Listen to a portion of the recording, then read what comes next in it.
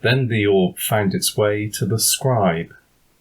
I will my hands to write, to reproduce the rhythms of the lines, as I've done before so many times.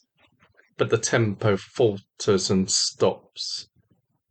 The scriptorium chills into a stone-clad silence, just the ticking of the clock to remind me that this is work and there is a cost. I long for the jubilation of illumination, where each lettered decoration becomes a herald proclamation of the inspired words still to come. But my palette has become nothing less than the gaudy beads of pretense, globules of lustered sentiment. I make one swift brush sweep, and all the colours bleed into a monochromatic mess. I now see the errors spelt out to me through centuries of past mistakes that I unhesitatingly restate in these letters that I trace, in the mistranscriptions and the mistranslates, and the lexical fission and fusion. The masters looked with distaste upon the life that I found. They searched through the scripts for condemning words to expound. They slanted and skewed, abridged and abused, until their censorial treatise was sound. Ransacked for rules, these texts are now left with meanings so tight that the air of unknowing and mystery has been squeezed right out, leaving the certain sterile odour of fact. It was then that doubt sought me out, showing me forbidden texts from the unfettered wilds beyond the bounds of this archival store. It invited me out from within these fusted, book-ended walls which have held me stifled for so many years. Yet I found that it's hard to slip the tomb grip of tradition. The oil flame flickers in the perpetual lamp, as if something unseen has staggered at my heretical stance, my hermeneutical dance.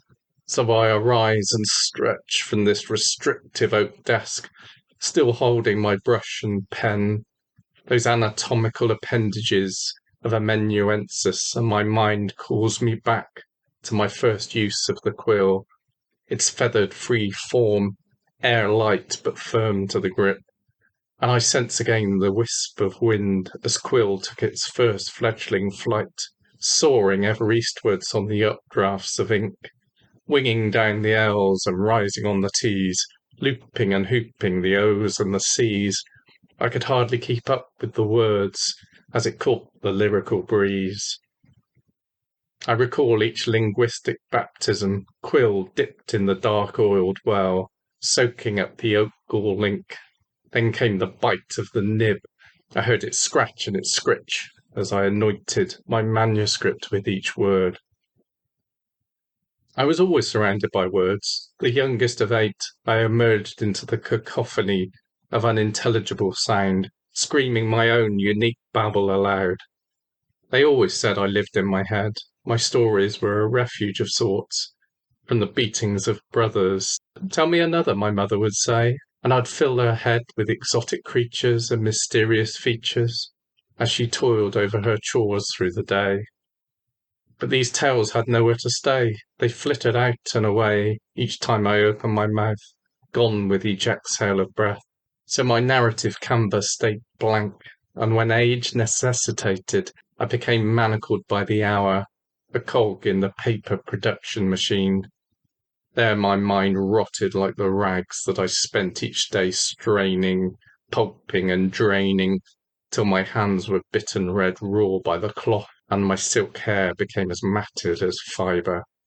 I'd screw down the press till it bled, squeezing every last single water drop out, boiling the paper up with the fibrous scraps, drying it as watertight as the truth, impermeable to doubt, then burnishing and furnishing it till it was stone smooth to the touch.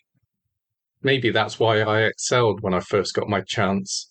That brutal introduction into paper's creation stoked me and honed me into the craft.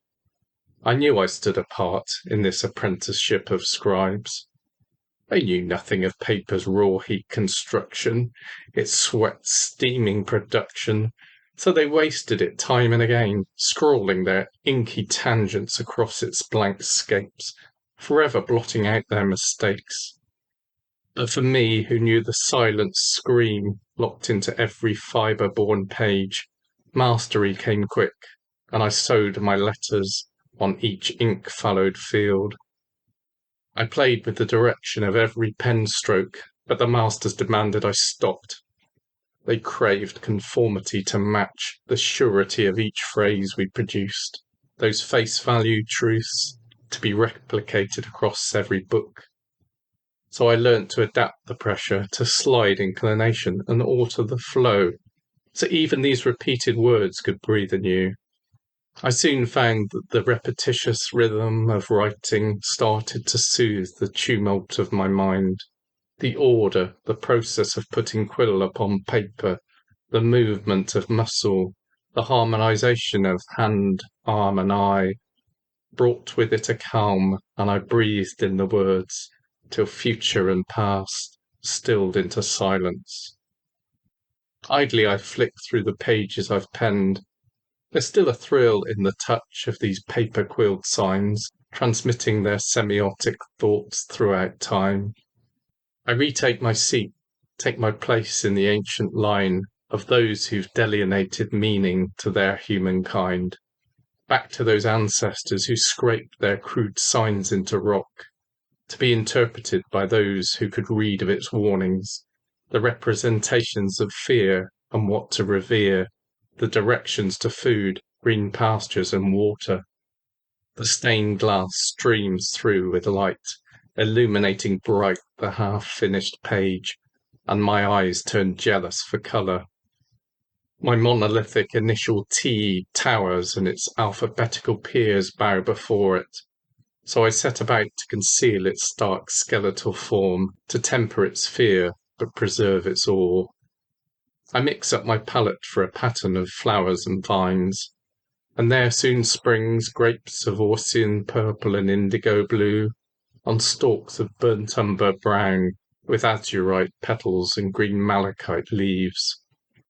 I mix up a gelatinous mass of water and glue, and layer the gold leaf until it sits proud. The titular T, now dressed in vermilion, sits on its cushion of gold, surrounded by nature's tendrilous splendour. There in the frontispiece I secretly weave my monogram to sense when these pages are turned, till they're as brittle as dead butterfly wings. I will still whisper down through the age, softening every hidden, harsh message. I flip back to the gilding and squint my eyes in confusion, as the gold appears to be gathering, unravelling. I watch as it swells into a sphere and rolls clear off from the page. There it pulses, its glow sustained, an embryonic fallen sun. Compelled, a child coaxed to the flame. I reach out, naked hands set fast, braced for the onset scorch of pain. Yet cool this orb is to the touch, and smooth it slips into my skin. Then, as it winks into a spin, clarity floods me from within, like the numb of winter water. It fills my mind with fleeting forms of generations long past, memories of tools and crafts, and those whose work was functional and fair, all told to me in an instant, but unlike a dream, I know that they'll be safely held for all the time that's left to be. Then a glimpse of a time that I don't understand, a stark walled room where someone clothed in white gown wanders around pressing switches and panels, till all humming is ceased and all becomes dark. I clasp close the orb and turn back to my text, reading aloud some of my favourite lines. The words resound like a mantra, as sonorous as the song of a bronze-heavy bell. And I know now these treasured words will always chime deep in my soul.